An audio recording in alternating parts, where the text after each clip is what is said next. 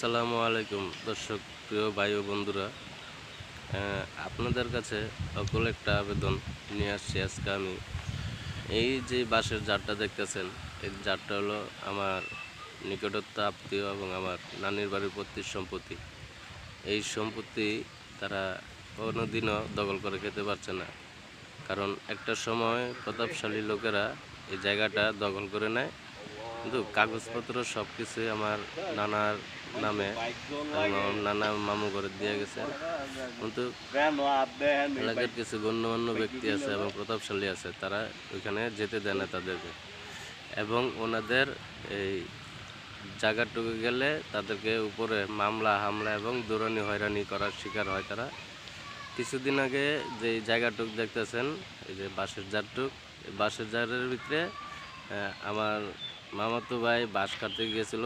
তখন তাকে কয়েকজন গ্রামের গণ্যমান্য ব্যক্তিরা তাদের লোক পাঠায়। এই হলো আমার মামাতো ভাই, ওর উপরেই হামলা চালায় এবং বাঁশ কাটতে দেয় না, তাকে পিটুনি বকাবকা করে এবং মারতেও গিয়েছিল।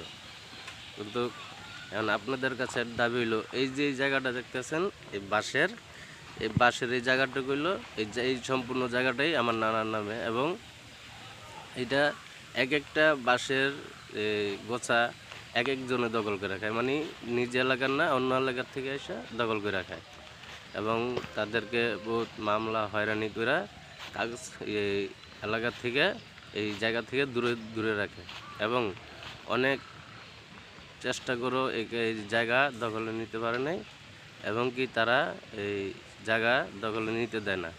যখনই দখলে যেতে চায় তখনই তাদের উপরে হামলা চলে। আপনাদের কাছে একটা আবেদন, এই ভিডিওটা বেশি বেশি করে শেয়ার করে দেবেন, এবং এই যে জায়গাটুকু দেখতেছেন, এই জায়গাটুকু সম্পূর্ণই আমার নানার নামে, এবং আমার নানার বাপে তাকে দিয়ে গেছে এই জায়গাটুকু। এই যে সাইডটা দেখতেছেন, এই সাইডটা পুরো এই সাইডটা থেকে এবং ওই বাঁশের অপর সিটের এই সাইডটা থেকে বাঁশের অপর সিটের যে জায়গাটুকু, এই বাঁশের সম্পূর্ণ জায়গাটুকুই আমার নানার নামে। এই যে এই পাশে যে জায়গাটুকু দেখতেছেন, এই পাশে ওই মাথা পর্যন্ত, এবং একটা পুকুর আছে, এই পুকুর পর্যন্ত আর কি জায়গাটা। আর এদিক দিয়ে হলো এই যে এইখানে, এই হলো আমার মামাতো ভাই, ওর উপরেই একবার হামলা হয়েছিল, এবং কি আমার ছোটো মামার উপরও বাঁশ কাটতে গিয়ে উনি অনেক মার খেয়েছেন।